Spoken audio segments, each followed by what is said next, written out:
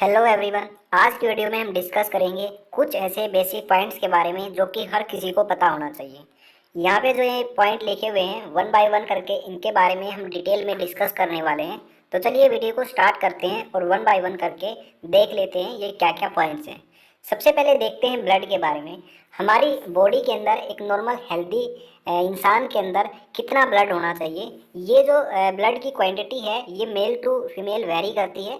Mails के अंदर थोड़ा सा ज़्यादा ब्लड होता है एज़ कम्पेयर टू फीमेल्स। तो मेल की अगर मैं बात करता हूँ, इसके अंदर नॉर्मल जो ब्लड की जो रेंज है वो होती है 5 से 6 लीटर। तो ये नॉर्मल रेंज होती है। फीमेल के अंदर 4.5 से 5.5 लीटर ये नॉर्मल रेंज होती है। देखिए, ब्लड के अंदर हमारा जो ब्लड होता है उसके अंदर 3 तरीके की सेल्स पाई जाती हैं। पहली जो सेल होती है वो होती है आरबीसी, दूसरी जो सेल होती है वो होती है डब्ल्यूबीसी, और तीसरे टाइप की जो सेल होती है वो होती है प्लेटलेट। ठीक है, तो 3 तरीके की ये सेल्स हैं जो हमारे ब्लड के अंदर मिलती हैं। आरबीसी का मतलब होता है रेड ब्लड सेल्स, और डब्ल्यूबीसी का मतलब होता है वाइट ब्लड सेल्स, और तीसरे तरीके की जो सेल है वो है प्लेटलेट। तो हमको ये भी पता होना चाहिए कि हमारे ब्लड के अंदर आरबीसी की कितनी संख्या है, डब्ल्यूबीसी की कितनी संख्या है, और प्लेटलेट की कितनी संख्या है। तो इनके बारे में भी थोड़ा सा डिस्कस करते हैं। तो सबसे पहले बात करते हैं आरबीसी के बारे में। देखिए, नॉर्मल जो रेंज कितनी होनी चाहिए, कितनी आरबीसी की जो संख्या है वो एक नॉर्मल हेल्दी इंसान के अंदर होनी चाहिए। अगर मैं मेल की बात करूं तो 5.5 मिलियन आरबीसी, इतनी आरबीसी बॉडी में होनी चाहिए एक नॉर्मल हेल्दी इंसान के अंदर। अगर फीमेल के अंदर बात करूं तो जो नॉर्मल आरबीसी काउंट है फीमेल के अंदर वो है 4.5 से 5 मिलियन। ठीक है, डब्ल्यूबीसी की कितनी संख्या होनी चाहिए, वो होनी चाहिए 6000 से 8000। तो नॉर्मल डब्ल्यूबीसी काउंट होता है 6000 टू 8000। ठीक है, प्लेटलेट 1.5 लाख से 4 लाख ये नॉर्मल रेंज होती है। हमारे ब्लड के अंदर जो प्लेटलेट होती हैं वो 1.5 से 4 लाख के बीच में पाई जाती हैं। अब थोड़ा सा ये बात करते हैं कि आरबीसी जो है उनकी संख्या कब घटती है, यानी कि कौन सी ऐसी बीमारी होती है जब आरबीसी की संख्या घटती है, और डब्ल्यूबीसी की कब घटती है, और प्लेटलेट की कब घटती है। सबसे पहले तो मैं प्लेटलेट का एग्जाम्पल लेता हूँ।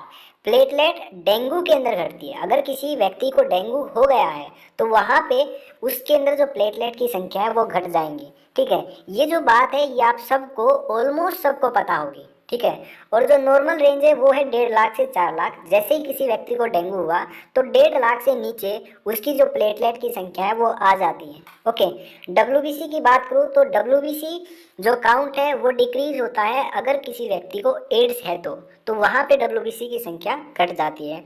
अगर किसी व्यक्ति को मलेरिया हुआ है तो वहाँ पे आरबीसी की संख्या उस व्यक्ति के अंदर घट जाती है। तो तीनों ही सिचुएशन में मैंने आपको बताया है कब आरबीसी घटती है, कब डब्ल्यूबीसी घटती है, और कब प्लेटलेट घटती है। तो ये भी आपको याद होना जरूरी है नॉर्मल रेंज के साथ साथ। तो रेंज तो आपको पता होनी चाहिए कितनी कितनी संख्या सेल की होती है, और ये भी पता होना चाहिए किस बीमारी में कौन सी घटती है। ठीक है, तो आगे बात करते हैं हीमोग्लोबिन की। तो हीमोग्लोबिन कितना होना चाहिए, मेल और फीमेल में ये वेरी करता है। मेल में 13.5 से 17.5 ग्राम, इतने ग्राम होना चाहिए, और फीमेल के अंदर 12.5 से 15.5 ग्राम होना चाहिए। तो ये नॉर्मल रेंज होती है हमारे हीमोग्लोबिन की। हमारी बॉडी के अंदर जो हीमोग्लोबिन होता है, ब्लड के अंदर जो हीमोग्लोबिन होता है, उसी की वजह से हमारा जो ब्लड है वो क्या होता है, लाल दिखाई देता है। ठीक है, अगर मैं आपको एक इंटरेस्टिंग पॉइंट मैं आपको बताऊं तो देखिए, चलिए मैं आपको बता ही देता हूं। हमारी बॉडी में 3 तरीके की सेल थी, आरबीसी, डब्ल्यूबीसी और प्लेटलेट। प्लेटलेट का काम होता था ब्लड क्लॉटिंग का, यानी कि अगर कहीं पे चोट लग जाती है, जैसे कि आपने अपनी फिंगर पे क्या किया, सुई के साथ प्रिक किया, तो वहाँ पे आपका खून आएगा, थोड़ा सा खून आएगा, तो कुछ सेकंड के बाद वो खून क्या है, आना बंद हो जाएगा, यानी कि वहाँ पे थक्का बन गया है। ठीक है, तो ये बॉडी का मैकेनिज्म है, जहाँ से भी खून निकलता है वहाँ पे ऑटोमेटिक क्लोटिंग हो जाती है, ब्लड थक्का बना देता है, तो प्लेटलेट बनाता है वो। ठीक है, तो प्लेटलेट जो ब्लड के अंदर होती है वो क्लोटिंग का काम करती है, तो ब्लड क्लोटिंग का काम प्लेटलेट का होता है। और बॉडी के अंदर जो डब्ल्यूबीसी प्रेजेंट होती है उनका काम होता है हमारी बॉडी को इम्यूनिटी प्रोवाइड कराना। ठीक है, अब जो आरबीसी बच गई है, ठीक है, आरबीसी आरबीसी का काम होता है, आरबीसी मतलब रेड ब्लड सेल्स, इनका काम होता है ऑक्सीजन को कैरी करना, यानी कि ये ऑक्सीजन को लेके जाएंगी और जहाँ पे ऑक्सीजन की ज़रूरत है बॉडी के अंदर वहाँ पे सेल्स तक पहुँचा देंगी। ठीक है, तो आरबीसी एक ऑक्सीजन कैरियर का काम करती है। अब मैं आपको एक इंटरेस्टिंग पॉइंट क्या बता रहा था कि हीमोग्लोबिन और आरबीसी के बारे में बता रहा था। एक्चुअल में जो हीमोग्लोबिन है वो कहाँ प्रेजेंट होता है वो मैं आपको बताता हूँ। देखिए ये एक आरबीसी होती है, ये मैंने एक आरबीसी बनाई है। इस आरबीसी के अंदर बहुत सारे हीमोग्लोबिन के मॉलिक्यूल होते हैं, ठीक है, बहुत सारे हीमोग्लोबिन के मॉलिक्यूल यहाँ पे भरे हुए होते हैं। और अगर मैं स्पेसिफिक बात करूँ कितने मॉलिक्यूल भरे हुए हैं, तो एक आरबीसी में 280 मिलियन, समझ रहे हो, मिलियन कहा मैंने, 1 मिलियन यानी कि 10 लाख। तो 280 को 10 लाख से मल्टीप्लाई करो, इतने मॉलिक्यूल इस एक आरबीसी में भरे हुए होते हैं, ठीक है। तो जो ये आरबीसी है इसका काम ऑक्सीजन कैरी करना होता है, ओके। और आरबीसी के अंदर जो हीमोग्लोबिन होते हैं ना, उनकी वजह से जो ब्लड है वो रेड दिखाई देता है, ठीक है। आपको पता चल गया होगा क्यों दिखाई देता है, क्योंकि 280 मिलियन एक आरबीसी के अंदर भरे हुए, सोच सकते हो आप, इमेजिन करो, जस्ट इमेजिन, केवल एक आरबीसी बोला है मैंने, एक आरबीसी में इतने मॉलिक्यूल आरबीसी के सॉरी हीमोग्लोबिन के एक आरबीसी में होते हैं, ठीक है। अब हीमोग्लोबिन का क्या काम होता है, देखिए आरबीसी का जो काम है वही हीमोग्लोबिन का। एक्चुअल आरबीसी है ही क्या, आरबीसी एक हीमोग्लोबिन से भरा हुआ थैला होता है, ठीक है। जो एक हीमोग्लोबिन का मॉलिक्यूल होता है ना, वो 4 ऑक्सीजन मॉलिक्यूल्स को कैरी कर सकता है। यानी कि एक आरबीसी के अंदर 280 मॉलिक्यूल है, उनमें से जो एक मॉलिक्यूल है हीमोग्लोबिन का, हर एक मॉलिक्यूल हीमोग्लोबिन का वो 4 ऑक्सीजन को अपने साथ बैठा के ले जा सकता है, ठीक है। तो ये ऑक्सीजन कैरियर का काम करता है, जहाँ भी ज़रूरत होगी वहाँ पे ले जाएगा। तो सोचो, जस्ट इमेजिन करो, एक आरबीसी में 280 मॉलिक्यूल है हीमोग्लोबिन के, और एक हीमोग्लोबिन अपने साथ 4 ऑक्सीजन मॉलिक्यूल कैरी कर सकता है। तो 280 जो मिलियन मॉलिक्यूल है वो कितने कैरी कर सकते होंगे, ठीक है, जस्ट इमेजिन। तो ये इंटरेस्टिंग जो पॉइंट है ये मैंने आपको बताना था। तो आगे बात करते हैं ब्लड प्रेशर की। कितना ब्लड प्रेशर होना चाहिए, देखिए नॉर्मल जो ब्लड प्रेशर है वो होता है 120/80 mmHg, ठीक है। अगर मैं एडल्ट की बात करता हूँ तो ये नॉर्मल ब्लड प्रेशर जो माना जाता है 120/80 mmHg माना जाता है। अगर न्यूली बोर्न बेबी की बात करूँ तो उसके अंदर जो नॉर्मल बीपी होता है वो होता है 90/50 mmHg। अगर मैं ओल्ड एज की बात करूँ, यानी कि बहुत ही ज़्यादा उम्र हो गई है, 55 से 60 साल से ऊपर हो गई है ओल्ड एज की, तो वहाँ पे अगर ब्लड प्रेशर मेजर करने के बाद ये रेंज मिलती है 150 से 90 मिलती है, ठीक है, 150/90 मिलती है।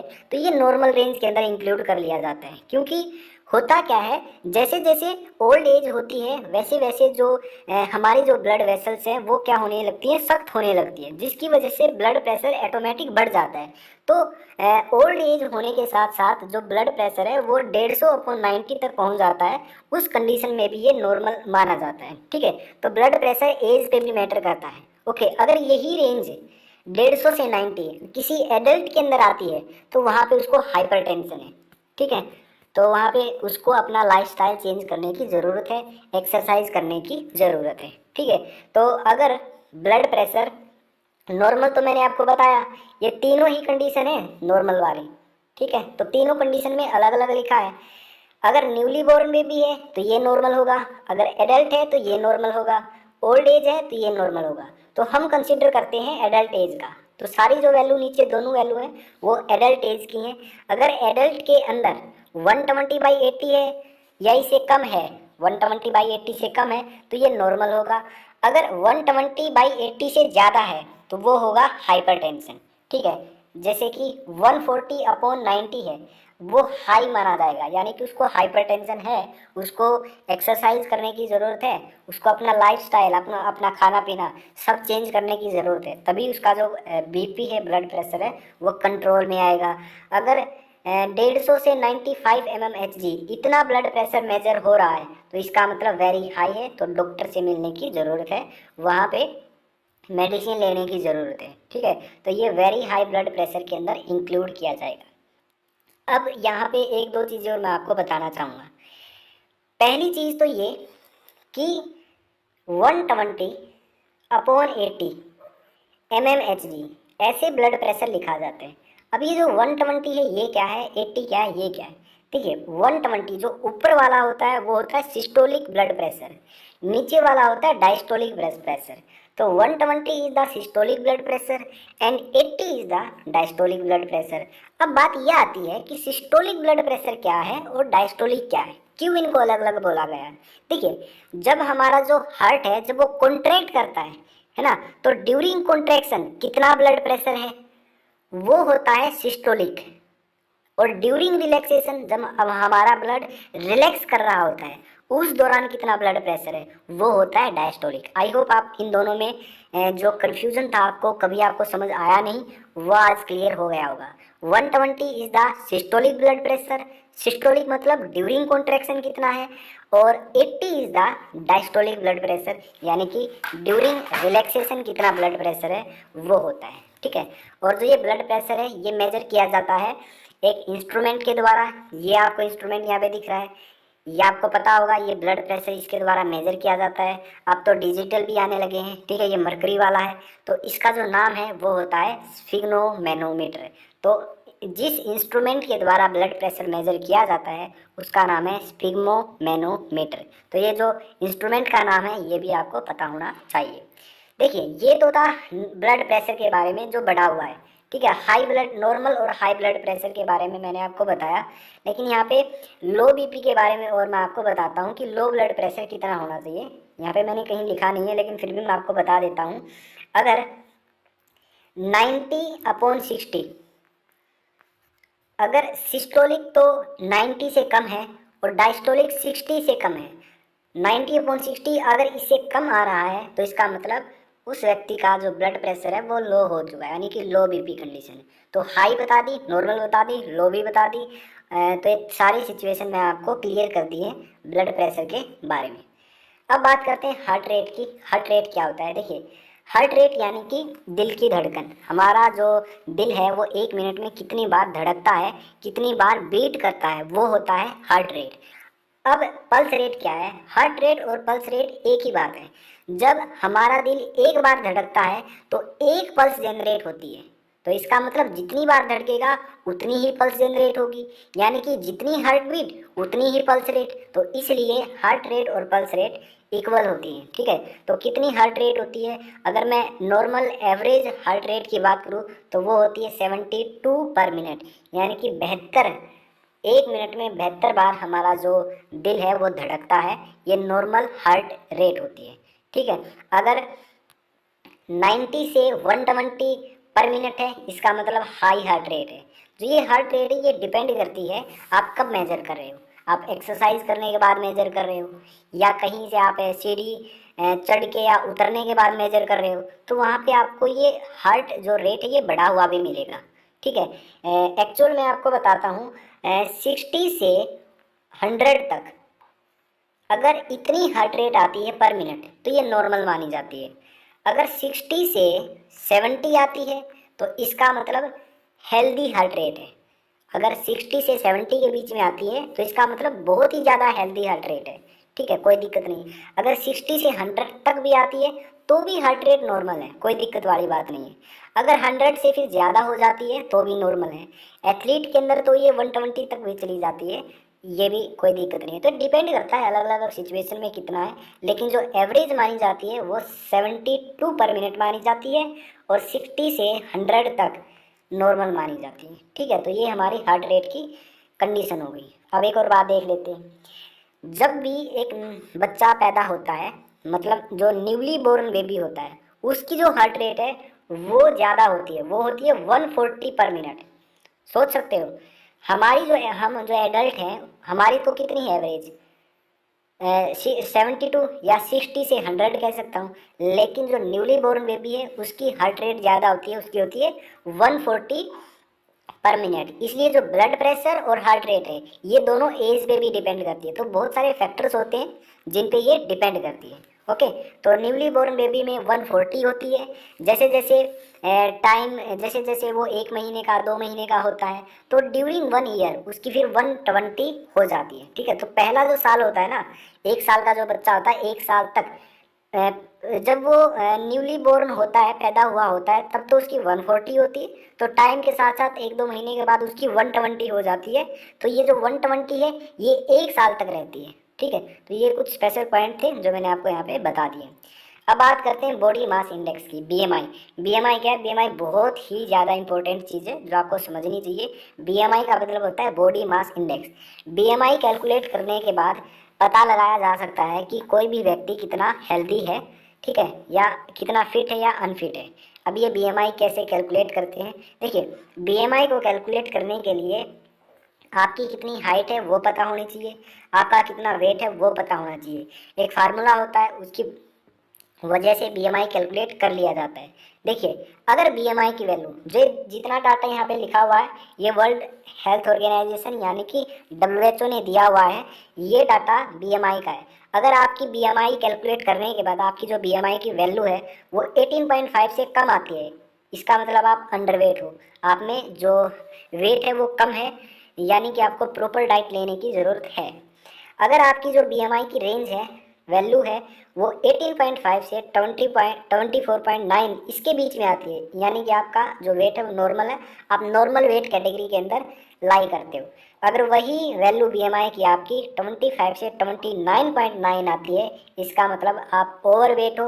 अगर 30 से ज़्यादा, इसका मतलब आप ओबेस हो, यानी कि आपको मोटापा हो चुके हो, आप बहुत ज़्यादा मोटे हो चुके हैं, मतलब मोटापा बढ़ स्टार्ट हो गया आपका। 30 से अगर ज़्यादा है तो ओबेस के अंदर भी टाइप आती हैं, स्टेज 1, स्टेज 2, स्टेज 3, तो वहाँ भी आती है। इसका मैंने एक अलग से वीडियो बनाया है बीएमआई का, कि बीएमआई होता क्या है, पूरा एक्सप्लेन किया है। बीएमआई को कैसे कैलकुलेट करना है वो भी मैंने एक्सप्लेन किया है, ठीक है। तो उसका जो लिंक है वो डिस्क्रिप्शन में आपको मिल जाएगा, तो वहाँ पे आप क्लिक करके पूरी वीडियो देख सकते हो। ऑलरेडी मैंने वो अपलोड कर दी है, ओके। तो हाइट और वेट ही आपका चाहिए होगा वहाँ पे आपको कैलकुलेट करने के लिए। जैसे आपकी बीएमआई की वैल्यू आ जाएगी तो इन वैल्यूज़ के अंदर आप देख लो कहाँ पे आप लाई कर रहे हो। अगर आपकी वैल्यू इसके बीच में है तो आपका नॉर्मल वेट है, अगर इससे कम है तो आपका अंडर वेट है, इसके बीच में तो ओवर वेट है, अगर 30 से ज़्यादा है ओबेस है, ठीक है। यानी कि फिर आपको आपका डाइट चेंज करने की ज़रूरत है। आगे क्या है? आगे बात करते हैं रेस्पायरेशन रेट की। रेस्पायरेशन रेट कितना होना चाहिए, यानी कि 1 मिनट में कितनी बार हम सांस लेते हैं। तो नॉर्मल जो रेस्पायरेशन रेट है किसी भी एडल्ट का, अगर उसकी बात करूँ तो वो होता है 12 से 16 ब्रीद पर मिनट। 1 मिनट में हम 12 से 16 बार सांस लेते हैं, तो ये नॉर्मल एक हेल्दी पर्सन का रेस्पायरेशन रेट होता है, ठीक है, 12 टू 16 ब्रीथ पर मिनट। अगर मैं छोटे बच्चों की बात करूं जो कि 1 से 3 महीने तक के हैं, ठीक है, उनका जो इन्फेंट के अंदर उनका जो हार्ट रेट रेस्पायरेशन रेट है वो ज़्यादा होता है, वो होता है 44 पर मिनट, यानी कि 1 मिनट में वो 44 बार सांस लेते हैं। तो इन्फेंट के अंदर ये जो वैल्यू है ये वेरी करती है एज कम्पेयर टू एडल्ट। तो जो ऊपर वाला है ये तो है एडल्ट के अंदर नॉर्मल है, और इन्फेंट के अंदर भी मैंने आपको यहाँ पे बता दिया है। अगर ऑक्सीजन लेवल की बात करूँ तो कितना होना चाहिए, अभी कोरोना टाइम था, वहाँ पे ऑक्सीजन लेवल चेक किया जा रहा था, ठीक है, कितना ऑक्सीजन होना चाहिए। जिसका बहुत ही ज़्यादा कम ऑक्सीजन था तो उसको वेंटिलेटर की भी ज़रूरत पड़ रही थी। तो ये ऑक्सीजन की कुछ वैल्यू है, कितना ऑक्सीजन होना चाहिए। देखिए, अगर 94 आता है, अगर 94% आपका ऑक्सीजन लेवल आता है तो इसका मतलब नॉर्मल है, ठीक है, नॉर्मल ही है, मतलब बेस्ट भी नहीं है, अच्छा भी नहीं है, नॉर्मल कह सकते हो आप, ओके। अगर 95 और 100 के बीच में तो बेस्ट है, ये बहुत अच्छा है, ऑक्सीजन लेवल आपका ठीक है, आप बिल्कुल हेल्दी हो, ठीक है। अगर 90 और 93 के बीच में यानी कि लो है, ठीक है, थोड़ा सा आपको घर पर केयर की ज़रूरत है, बेड रेस्ट की ज़रूरत है, ठीक है। अगर 80, 89 या 80 से बिल्कुल ही कम है, ओके, 80 या 89 के बीच में या इससे भी कम है, तो इसका मतलब आपका बहुत ही ज़्यादा लो है, तो तुरंत डॉक्टर से मिलने की आपको ज़रूरत है। तो ये इमरजेंसी कंडीशन हो गई। तो ये हमारी जो रेंज है ये थी हमारी ऑक्सीजन लेवल की। नेक्स्ट बात करते हैं ब्लड शुगर, इसकी कितना नॉर्मल रेंज होनी चाहिए।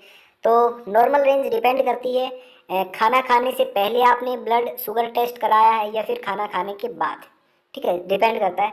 अगर खाना खाने से पहले करवाया है तो इस रेंज के अंदर अगर आपकी जो शुगर लेवल है वो लाई कर रही है तो इसका मतलब नॉर्मल है। खाना खाने के बाद करवाया है 2 घंटे बाद, अगर इस रेंज में लाई कर रही है तो इसका मतलब भी नॉर्मल है, ठीक है। ये होता है पोस्ट पेरेंडियल, यानी कि खाना खाने के बाद। फास्टिंग मतलब खाना खाने से पहले, ओके। अगर आपकी जो रेंज है वो 100 से 125 है, खाना खाने से पहले की ये सिचुएशन है दोनों ही, तो आप प्री डायबिटिक है, ठीक है, आपको प्री डायबिटिक कंडीशन में है। अगर 125 से ज़्यादा आ रही है तो इसका मतलब आप डायबिटीज़ है, आपको शुगर हो गई है। ठीक है, आपको डॉक्टर को दिखाने की ज़रूरत है। तो ये हमारी कुछ ब्लड शुगर की रेंज थी।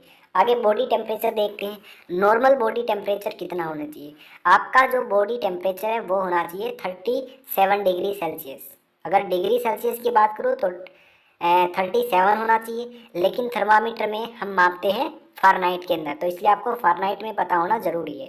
अगर आपने थर्मामीटर से चेक किया है आपका टेम्परेचर, अगर आपका टेम्परेचर 97.5 से 98.6 फ़ारेनहाइट के बीच में है तो नॉर्मल है। आपका टेम्परेचर नॉर्मल है, आपको फीवर नहीं है, कुछ भी नहीं है, ठीक ठाक है। ओके, अगर 99 फ़ारेनहाइट है तो लो फीवर है, ज़्यादा फीवर नहीं है लेकिन थोड़ा थोड़ा फीवर है। ठीक है, अगर 100 टू फ़ारेनहाइट है तो इसका मतलब हाई फीवर है। ठीक है, तो फिर आपको मेडिसिन लेने की ज़रूरत है, डॉक्टर को दिखाने की ज़रूरत है। तो ये हमारी कुछ रेंज थी जो बॉडी टेम्परेचर की थी।